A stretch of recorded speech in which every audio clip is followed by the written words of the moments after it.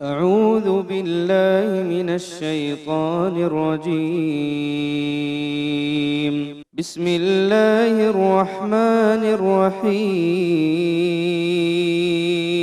ولقد زينا السماء الدنيا بمصابيح وجعلناها رجوما للشياطين وأعتدنا لهم عذاب السعير. وللذين كفروا بربهم عذاب جهنم وبئس المصير. خدیجۃ الکبریٰ کے استاد اور نور توحید کے ایڈیٹر جناب مولانا رحمۃ اللہ صاحب مدنی تشریف لا رہے ہیں، اور آپ کا عنوان ہے صحابہ کرام اور اعتدال. جناب مولانا رحمۃ اللہ صاحب مدنی.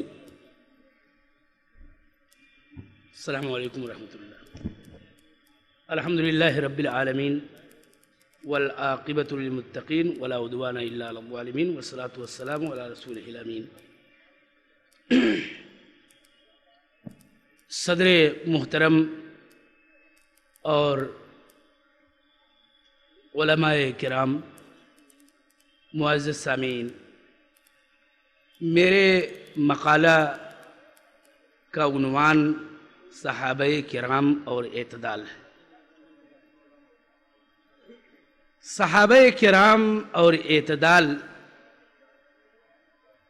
ایسا موضوع ہے کہ اس پر ہمیں کچھ کہنے کی ضرورت نہیں ہے. یہاں اصل میں ایک نکتے کی وضاحت، میں مقالہ نہیں پڑھوں گا، کہ جیسا کہ ابھی دکتور محترم نے کہا کہ اصل لفظ وسط ہے اور اردو میں اعتدال کہا جاتا ہے. اصل وسطیت جو ان مباحث میں مطلوب ہے وہ اردو کا اور اردو ثقافت کے اعتبار سے اعتدال کے پورے معنی میں کم سے کم تو نہیں ہے. اور اصل وسطیت خیریت اور استقامت ہی کے اصل معنی میں مطلوب ہے.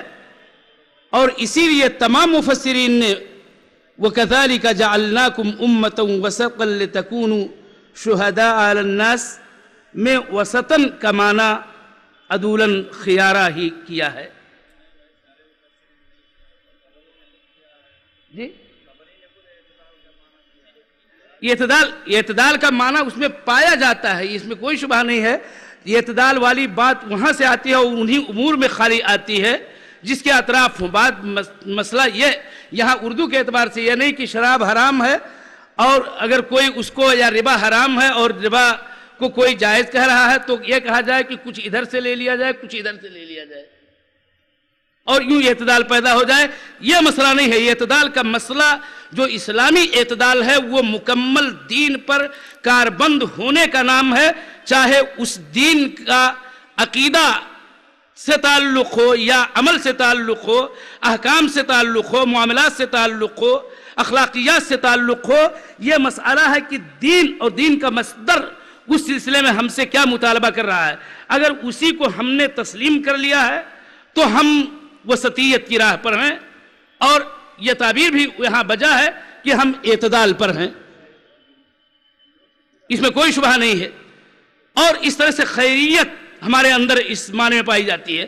اصل مسئلہ یہ ہوا کہ صحابہ کرام کا معاشرہ تو ایسا پاکیزہ معاشرہ تھا، رسول پاک صلی اللہ علیہ وسلم نے ان نفوس قدسیہ کی ایسی تربیت کی تھی کہ ان کے یہاں عقائد کے باب میں جہاں اصل مسئلہ اختلاف کا پیدا ہوا اور جس سے بہت سارے فرق پیدا ہوئے اور کلامی مذاہب پیدا ہوئے، الی آخری اقوال اور بالخصوص اسماء و صفات کے باب میں اقوال پائے گئے، اور وہاں پر اصل وسطیت کا معنی اجاگر ہونے کی بات آئی اس زمانے میں.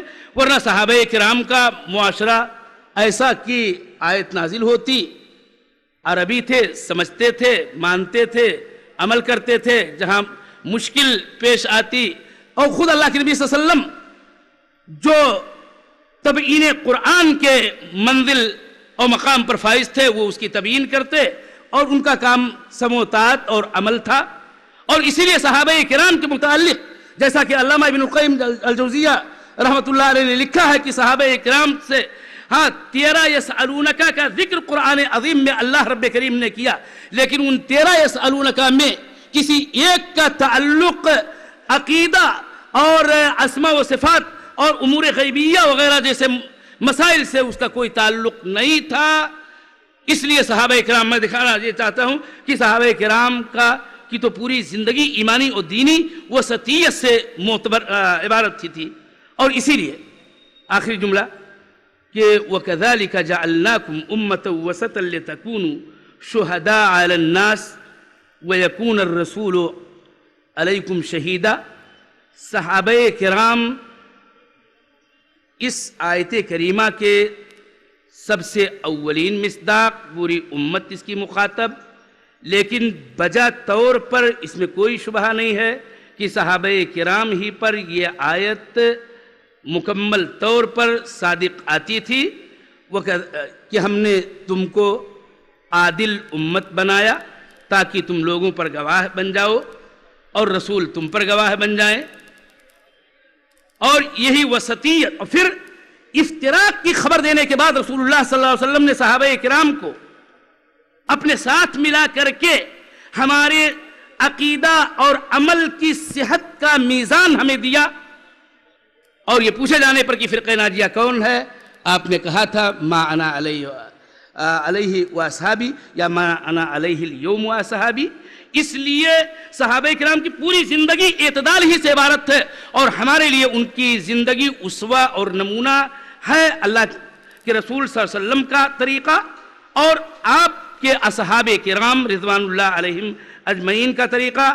اگر اسی طریقوں کو ہم نے اپنا لیا تو ہم گویا اعتدال پر ہیں، وسطیت پر قائم ہیں اور خیریت پر ہیں، اور یہی معنی استقامت کے اندر بھی پایا جاتا ہے۔ اسی لیے تو نبی کریم صلی اللہ علیہ وسلم نے اس وقت جب سفیان بن عبداللہ ابو عمر نے یہ سوال کیا تھا کہ یہ ایک بات بتائیے جس کے بعد میں آپ سے کسی سے نہ پوچھوں، تو آپ نے کہا تھا کہ قل آمنت باللہ ثم استقم۔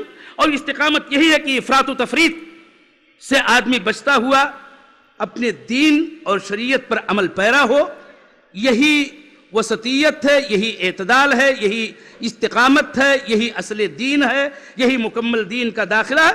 حقیقت یہ ہے کہ بہت سارے الفاظ ایسے ہوتے ہیں کہ جس سے دین کی اور شریعت کی بہت سارے معانی کی تعبیر ہوتی ہے، جیسے بر و تقوی اور احسان وغیرہ جیسے الفاظ ہیں، ایسے ہی وسطیت اور استقامت یہ سب ایک معانی میں ہے۔ اللہ تعالیٰ سے دعا ہے کہ بار الہ اس امت کو تو امت وسط بنا، اور امت وسط وہی ہو سکتا ہے جس کے اندر صداقت اور عدالت ہو کہ جو گواہی کے لیے ضروری ہے، اور افراط و تفریط سے عدالتیں مجروح ہوتی ہیں، صداقتیں بھی مجروح ہوتی ہیں۔ اس لیے امت کو فکر کرنے کی ضرورت ہے کہ تمام امور میں قرآن اور حدیث صحیح سے کیا عقیدہ، کیا حکم، کیا عمل، کیا اخلاق، کیا معاملہ ثابت ہوتا ہے، اسی کو اپنا لیا جائے، یہی وسطیت ہے۔ والسلام علیکم ورحمۃ اللہ۔